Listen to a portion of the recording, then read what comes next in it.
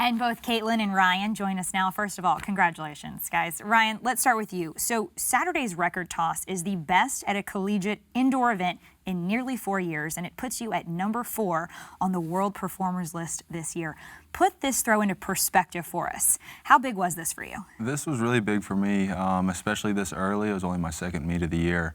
And yeah, number 4 in the world, and especially for me on a world championship year indoors. So most all the big pro guys have opened up, and so they're all competing for an indoor title. So their training is, they're training and throwing pretty far right now. So for me to be competing with them right now is really good for me. And I mean, it's been a tough couple of years before this. I had some injuries and stuff, and this is actually my first full year that I've gone track and field wise, only focused on track and field and stayed healthy. So it's early, but I'm really happy with where it's at, and I think still some good things to come. Health is doing good things for you, Ryan. Yes, it is. Kaitlin, your record-breaking pole vault broke your own record that you won the Big 12 indoor title with a year ago. Did you know you were capable of going beyond that mark? Yes, actually I cleared 14.9 in December, so it was more of a trying to be consistent and making that leap forward and doing it in burnt orange, which really made it count more, I would think. So once you go beyond 14 feet, can you feel that difference between 7 inches and a quarter versus 9 inches? Yes, I can actually. It's you feel the pop of the pole. You can feel your body getting that much higher.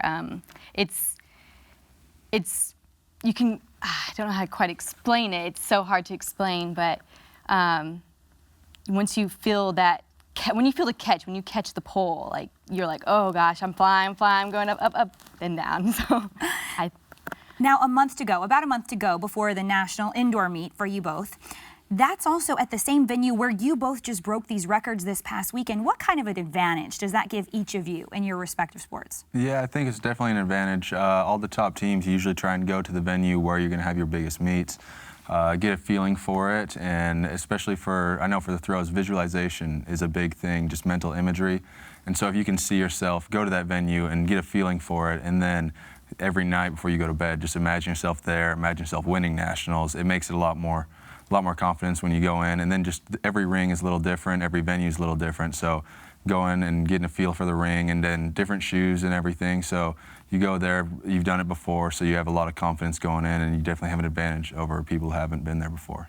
What about for you, Kaitlin? I totally agree with Ryan. It's definitely an advantage when you're able to run on that same runway multiple times, and both us clearing, or me clearing a high bar and you throwing very far, that puts a type of confidence in us that will definitely be beneficial when NCAAs coming around.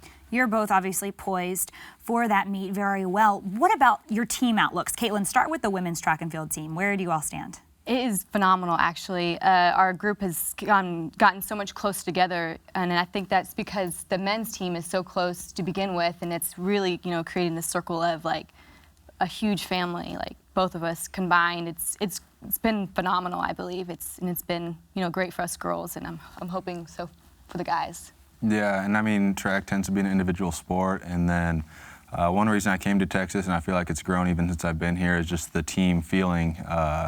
That's a really key aspect for us, just the cohesion, and now we've brought in the women's team too. I feel like they've really bought into that atmosphere, and so we have a pretty good team.